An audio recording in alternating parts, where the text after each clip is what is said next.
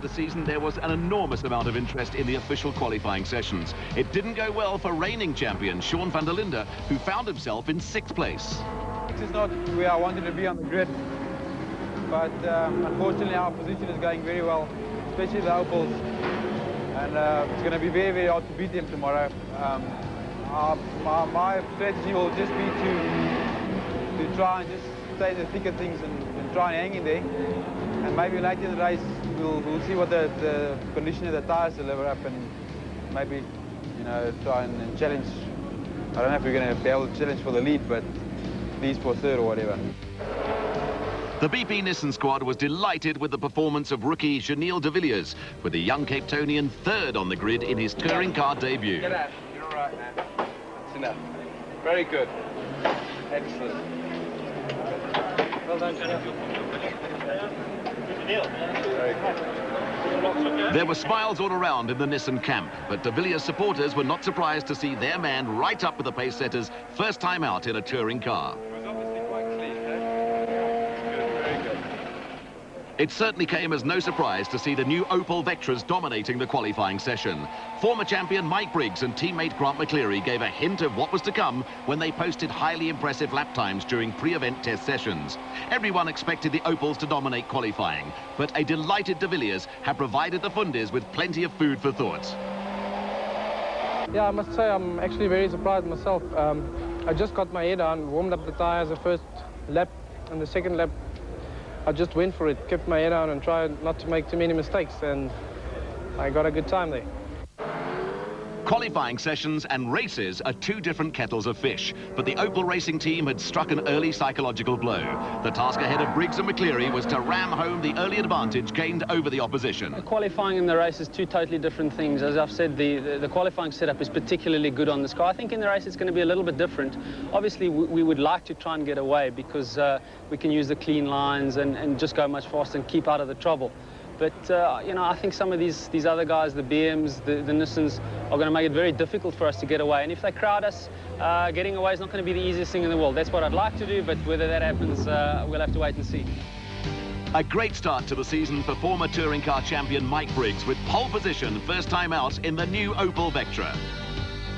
A double triumph for Opel Racing, with Grant McCleary joining teammate Mike Briggs on the front row of the grid.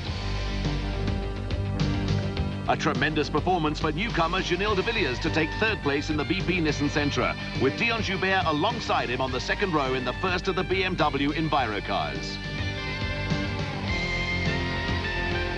Nick de Vol set the 5th fastest time in the 2nd of the BP Nissan Sentras to share the 3rd row of the grid with reigning touring car champion Sean van der Linde in the 2nd BMW Enviro car.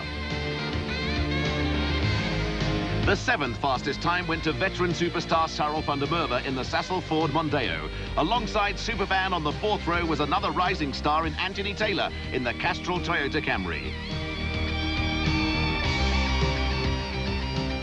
An encouraging start for Chris Aberdeen in the Rothmans Audi 80, who was 9th quickest in the qualifying session, with Ben Morgenrud completing the top 10 on the grid in the 2nd Sassel Ford Mondeo.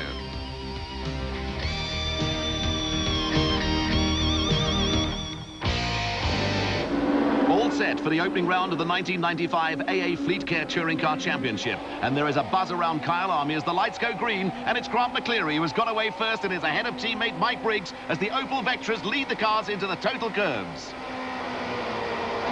There was a bit of barging between Nick de Vol and Sean van der Linde, but it's a clean start. Opel leads Opel with McCleary ahead of Briggs. Janil de Villiers is 3rd in the BP Nissan Sentra with teammate Nick de Vol 4th. Then come the 2 BMWs, followed by Anthony Taylor, Sabine Reck and the 2 Sassel Ford Mondeos.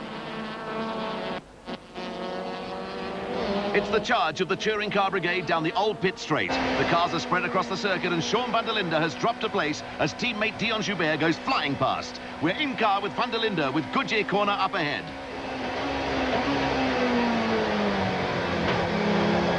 The reigning champion has lost another place as one of the Rothmans Audis forces its way past the BMW on the inside of Goodyear corner. Van der Linde is down to 7th as the cars go streaming through the Rothmans S's for the first time.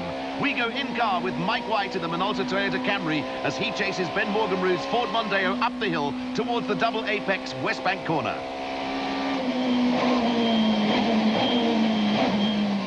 Quite a scenic gap on the inside as they approach West Bank, and the Toyota has picked up a place. It's been a hectic first lap, and already we have seen a number of changes in positions. Out in front, McCleary still leads Opel teammate Mike Briggs, with Janil de Villiers and Nick de Waal giving chase in the BP Nissan Sentras. Dion Joubert is fifth in the first of the BMW Enviro cars, and that is Chris Aberdeen in the Rothmans Audi ahead of Sean van der Linde. Aberdeen is sixth, and that's encouraging for Audi, but van der Linde is right on his tail and looking for a way past. Van der Linde is going for the inside line as they break for the Tiger Stettner left-hander, and the BMW is through with a gaggle of cars jockeying for position as they come onto the main straight. And someone has spun out. That's Don Brains in the Class B Opel Astra. Back with the leaders, and still it's Grant McCleary ahead of Mike Briggs. Janil de Villiers and Nick de Waal are doing all they can to stay with the two Opel Vectras as Class B runner Duncan Voss brings the Nissan Sentra into the pits minus some front bodywork. We're almost at the halfway stage of the race, and the Opels are not managing to pull away too much from the Nissan Sentras. Janil de Villiers and Nick de Waal are doing a pretty good job of keeping tabs on the leaders.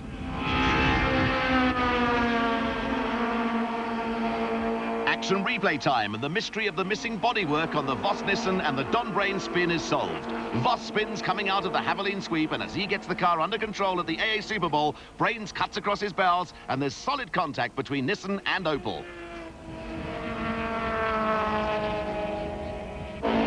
Back to the action, and a good battle is developing between old rivals Cyril van der Merwe in the Sassel Ford Mondeo and Chris Aberdeen in the Rothmans Audi. Van der Merwe has made up ground after a terrible start, but is under pressure from the Audi, which has the advantage of four-wheel drive. That's Sabine Reck, who is in a spot of bother in the Motorplan BMW. The BMW is in a gravel trap, and she won't get out of there in a hurry.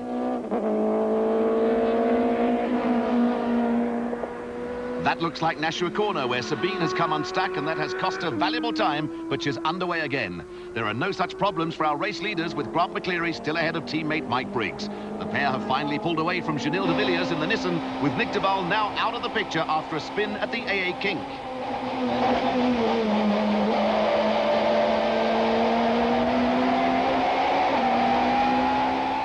It'd be interesting to know if there are any team orders in the Opel racing camp. McCleary has led Briggs from the start as the pair comes streaming through the AA kink, and Briggs is making a move up the inside of Stettner corner. McCleary has moved over politely, and Mike Briggs is into the lead for the first time in this race. And here is the van der Merwe Aberdeen battle. This is getting interesting, with van der Merwe doing all he can to hold off Aberdeen. And van der Merwe has spun. There was contact between the two cars, and that's going to be worth an action replay.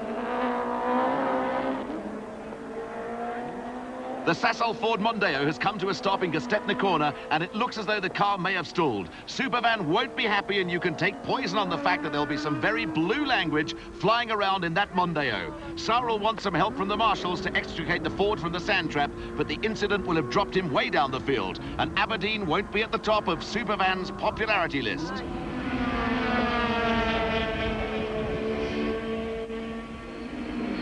More bad news, this time for Nissan, with Janil de Villiers out of the race with mechanical problems, as we take another look at the van der Merwe Aberdeen incident. Van der Merwe is defending the inside line when he gets a nudge from the Audi, and the race officials might have a word or two for Chris Aberdeen after the race.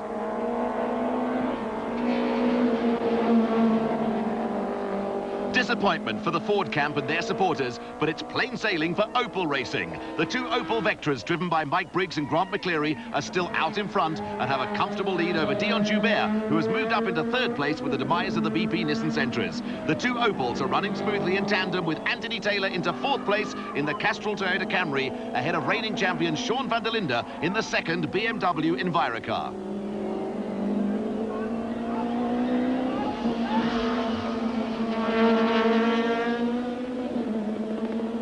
Team orders or no team orders, it looks as though Grant McCleary has decided to settle for second place. It's probably a wise decision. The two Opels are not under any threat from Dion Joubert, who is a long way behind in third place. It'd be stupid for the two Opel drivers to get involved in a major scrap for the lead and run the risk of taking each other out at a time when a 1-2 result for the team looks assured.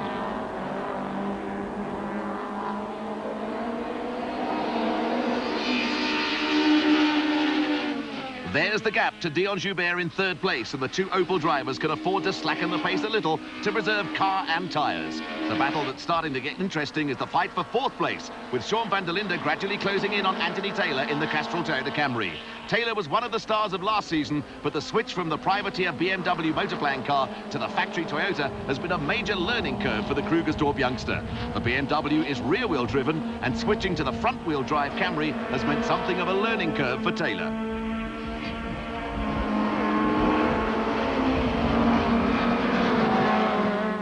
The two Opels are running like clockwork, and both Briggs and McCleary appear to be totally relaxed. With a longer wheelbase than the Opel Astras, the pair campaigned last season, the Vectra is not as skittish as the Astra, and the Opel squad looks to have stolen a march on the other teams when it comes to getting right early season sums.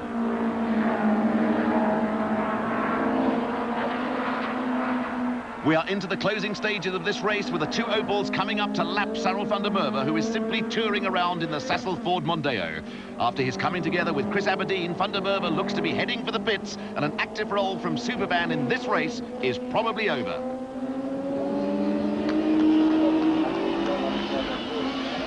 While van der Merwe cruises to the pits, Briggs and McCleary look to be cruising to a crushing 1-2 result for Opel Racing. It will be a major coup for the squad, who lost team manager Derek Marks at the end of last season when he took up a promotion in South America. The team is now being run by Dominic River, and what a way this will be for him to start the year. This is now the most interesting battle on the racetrack as we go in-car with Sean van der Linde as he closes in on Anthony Taylor in the Castrol Toyota Camry. This is the fight for fourth place, and van der Linde is trying up the inside of Gestetner corner. The BMW is alongside the Camry, but Taylor is not budging an inch. The cars are side by side down the main straight, and Taylor is making life difficult for van der Linde. He forced the BMW over to the left of the circuit, and Taylor had the better line into the total curves. Taylor is still out in front, but how long can he keep van der Linde at bay is the big question. The Camry is starting to look a little ragged, and that would suggest Taylor's tyres have gone off and that he's having handling problems.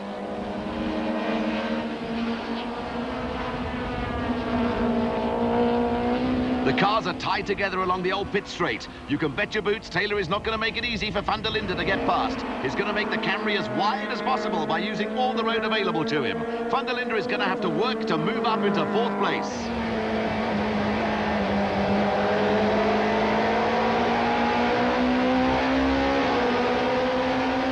Coming up to the Rothmans S's, and the BMW is trying to sneak up the inside once more, but Taylor won't have any of that, and van der Linde is going to have to make other plans elsewhere. There's the gap between Dion Joubert in third place and the battle for fourth. Taylor is being forced into taking defensive lines, but van der Linde will fancy his chances of finally getting past the Toyota at the bottom of the Caltex mine shaft.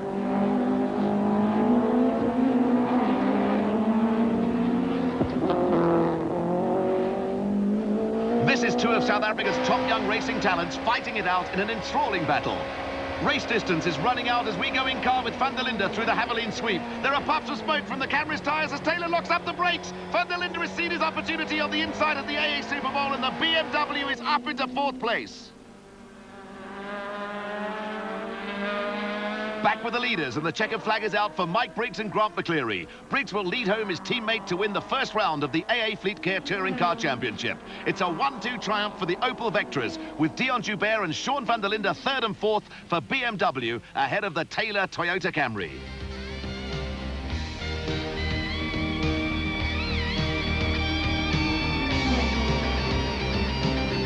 What a start for Opel Racing and Mike Briggs and Grant McCleary. They completely dominated the race, and their season is off to a flying start. A good result under the circumstances for the BMW Envirocar team, and Anthony Taylor and Mike White will be pleased to finish in the points in the Toyota Camrys. A great result also for Kursi Swanepoel, who took Class B in the BMW. It was a case of smiles all around in the Opel pit as Grant McCleary and Mike Briggs congratulated each other. Over in the BP Nissan pit, there was activity of a different kind, with technical crew trying to repair the De Villiers Sentra in time for the second race. The Opels got away very well. Then I tried to stay with them. Not overcook our tyres and stuff too much. The cars went very well. Unfortunately, then there was some oil on the track. Nick slid in the oil in the kink, so he went off there. And 2 laps later, my rocker broke. So that was a bit bad luck there. The Sasol Ford team also had their problems. Tyre wear was a major concern for the team, but Cyril van der Merwe was philosophical over his coming together with Chris Aberdeen. Cyril, not the best of starts for the day for you. Slightly controversial what happened out there on the track. Do you want to give us your version of it? Well, it was going quite well for a while, and then my front brakes failed, so I had to take a lot more time braking. And then Aberdeen just punted me off before the corner, spun me into the sand trap the wrong way. It's not really my version, that's just what happened. Both Toyota Camrys came through the race unscathed, with Anthony Taylor more than happy with 5th place in his first outing for the team. Anthony Taylor qualified 8th, finished 5th after being 4th at one stage. Are you happy with the performance of the Toyota? Yeah, I am very happy with the performance. I'm still getting used to the cars. I've only done roughly 45 laps in the car, but it's from 8th to 5th. I think it's very, very good. I was chasing Dion Joubert for 3rd position, and then the tires started going off, unfortunately, and I started dropping back places. First race of the 95 season and a great start for the Opel team. 1 and 2. Michael, if we can start with you, congratulations on the win. Is this the start of an unbeatable season for Opel? It certainly looked like it. Well, I certainly would like to think so, but I don't believe anybody or any combination in motor racing is unbeatable. So I hope to prove you that theory wrong, but we're really looking good. The cars are comfortable, easy to drive. We don't really have to work too hard in them.